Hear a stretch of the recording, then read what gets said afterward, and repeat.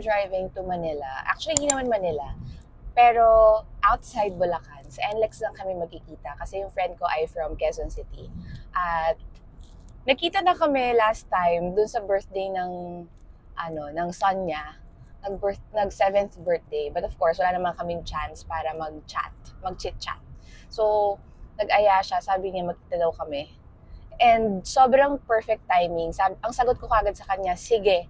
Kasi gusto ko nang kausap, napapagod na ako. Alam mo yung, pag napapagod kasi ako, hindi ko naman talaga kailangan ng physical na pahinga. Ang kailangan ko is yung someone to talk to about life, about kung ano yung mga pinagdadaanan mo. And with Kat, easy yung friendship namin eh. Talagang very, paano ko ba masasabi? Laging productive yung pinag-uusapan namin. Pareho kasi kaming mom of small kids. Tapos pareho kaming entrepreneur, pareho kaming nag-masters. Yun nga, pareho kami may business. Pareho kami mahilig mag-travel, pero mas grabe siya.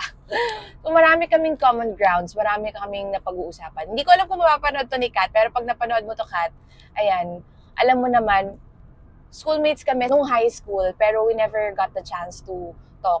Ngayon lang, nung kinuha namin yung, she's a lawyer by the way, and she handles yung mga legal matters ng HTP. Since I don't know, tagal na, sobrang tagal na. And ever since then, hindi na kami lumipat. Of course, she's a friend as well. Pero yun nga, hindi kami friends before. Ngayon lang. So I've seen her grew from being bagong asawa, tapos may baby, another baby. Tapos yun, happy lang ako. I'm so happy with our friendship, Kat, if you're watching this. Thank you kasi may nakakausap ako na medyo ka-same wavelength ko and bihira yun, di ba? Bihira yun. Kaya thank you. Sana ipagpatuloy natin tong mga meetups na kung i-schedule natin very professionally. Kung kailan ka free, 2 p.m., ganito, magkita tayo dyan. That's it. Wala nang tanong-tanong. Tapos pagdating later doon, pag nakita kami, chika-chika rin naman talaga. Pero very productive. Ang dami ko napupulat after. And I hope ganun din si Kat. Bukod sa personal relationship namin as friends, marami rin kaming business relationships, like projects. May mga projects yung Northcast sa kanila. And ako rin, may mga kaso. May mga kaso yung pamilya ko sa law firm nila. Things like that. Galing lang. Medyo late na ako kasi na-flat ako. So, nagpagas ako. 3 p.m. yung aming usapan and it's now 3:06. Pero dito na ako, magpa-park na ako. Sana ganito lagi lumuwas, no? Dahil dito lang, sa NLEX. Hindi ko talaga feel ang driving. Kaso lang, hindi ako nagpa-drive today because something came up. Kaya kailangan ko mag-drive. Yeah, we're here. Alam niyo ba itong Drive and Dine? Dito to sa may, I think Valenzuela to. Sa NLEX, southbound. At sobrang daming kainan dito. Pati maraming mga outlet stores if you want to go shopping. I'm here. Wait, I will park. Ayan pa yung hassle kasi pag nagda-drive ka, you have to park. At dito sa Pilipinas, medyo mahirap talaga ang parking. At pala sa likod ako.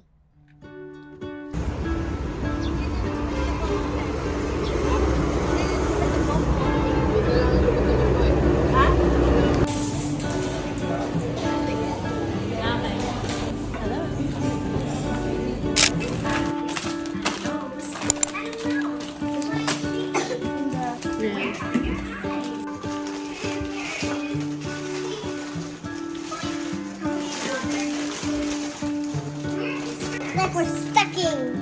Okay, I can feel the food. Okay, that's the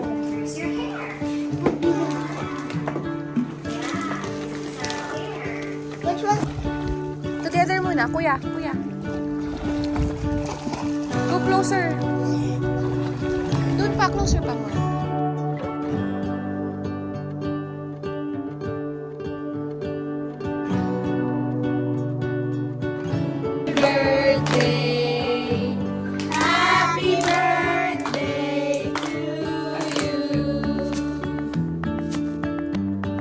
Happy birthday to you. Happy birthday to you. Happy birthday, happy birthday, happy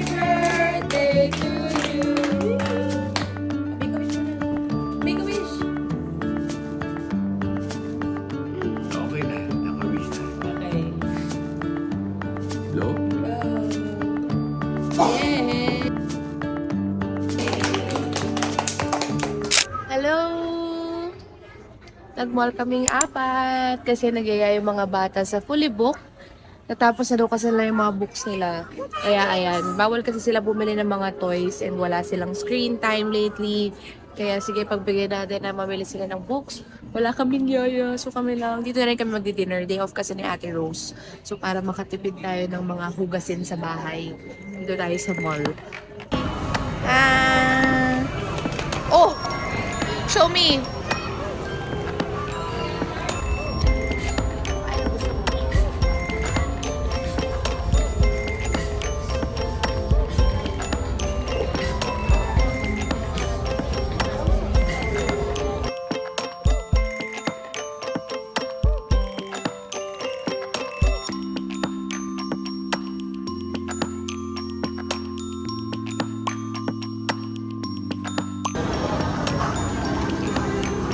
Yeah, warm is better. Sabi ko sa'yo eh, kung kaya mo na wag anak lang tayo.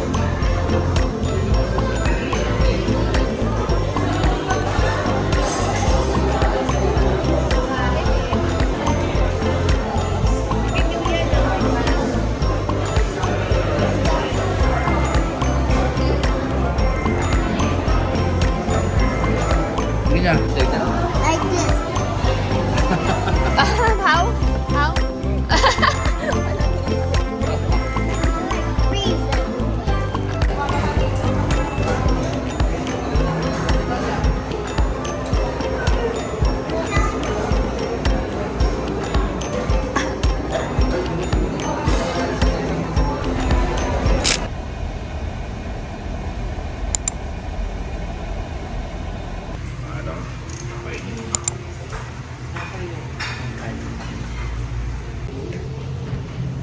Video yan. Video? Kasi parang nakikita ko nila yung suot ng lalaki. Marami rin lalaki na Kaya sabi niya, Ha? Sabi ko, sabi arak yung ko. Ha? Oh, sige, iba-vlog natin yan. Oh, hi kayo, hi. Hi. Hi, Ryan. Let's go, kids. Ayan, so kakatapos lang namin mag-coffee. Dapat kita yung dalawa. Susunod na kami. Hi, Maki. Hello. Mr. Maximino. Maximino. Ayan. Ito po ang aming kampong. Susundo na kami ngayon sa school ng aming mga anak. Sama kita para. May close.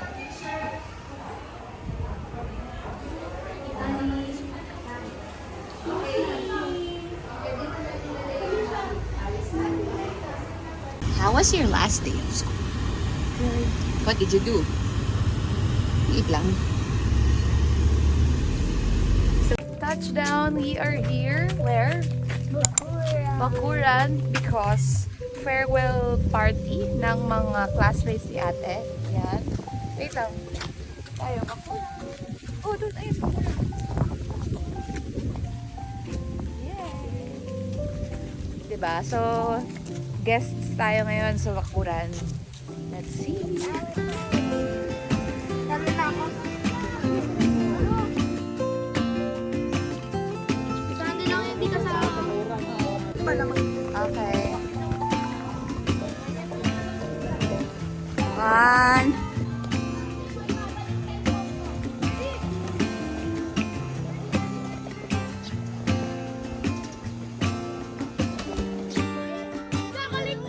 Yes. Hi. We are here inside the room kasi inaantok daw siya. Pero ngayon, ayaw naman niya mag-sleep. Kasi siguro naririnig niya sa labas sila ate at sila kuya. Ang ingay sa may pool. You want to swim again? No. We are here. We're staying here in Balay. Balay who? Balay. Kuya. We're staying here in Balay Kuya. So we have 3 cabins here sa Bakuran. Balay Ate, Balay Kuya, and Balay Bunso. Wala pa kasi si Jari during that time. Kaya ngayon, nagkulang kami ng isang cabin. Kulang na kami ngayon ng balay di check. Kasi naging bunso na si Jari, niya si Jada. Love you. Love you. Happy. Love you.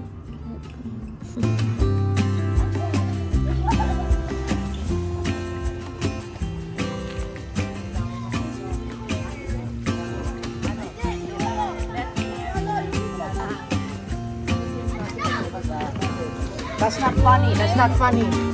Go eat, eat, eat, eat.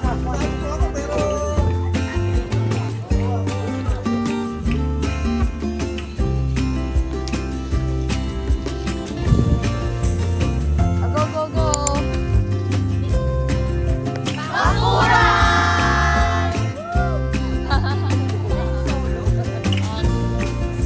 Yay! Hello everybody!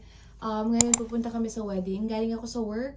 Tapos umuwi ako. Syempre sayang din yung morning kaya pumasok muna ako. Yung wedding ay sa Manila ng 3:30. So ngayon, 1 p.m. na. Tapos, dahil di ako nakalimutan ko na may wedding, di naman nakalimutan ko. Ang nakalimutan ko, na lagi ko nakakalimutan, ay wala akong isusuot pala. So black, buti na lang black yung theme, madali. Kumuha lang ako sa HTP. So, di ko na siya malalaban. So, di ko alam kung ito yung susuot ko. Maxi dress na black. Ayan. Or itong black Filipiniana plus skirt. Since sa Manila naman siya. So, parang, ano ba to? Cultural something. Old setting. What do you think? Let's try them on. So, part of me kasi gusto ko yung dress para mas mas simple, mas comfortable, ganyan. Parang naka-duster lang ako. Pero, gusto ko rin mag-Filipiniana kasi new product namin to. So, ito yung skirt. Wait. Tapos din, kaya gusto ko rin to, para may sleeves. Ginawin kasi ako eh. And, ang pangit lagi, pumapangit yung outfit every time maglalagay ka ng blazer or shawl. Kaya, ang hirap panindigan rin ng sleeveless. Yeah.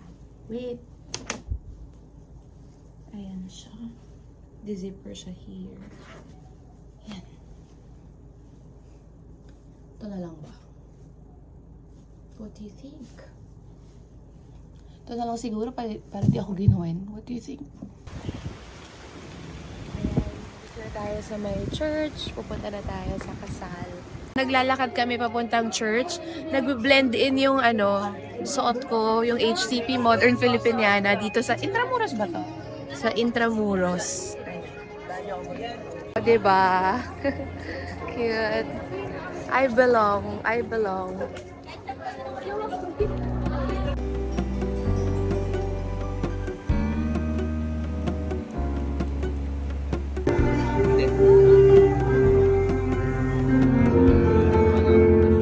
Salamat sa inyo lahat for choosing to spend your Saturday here with us despite your...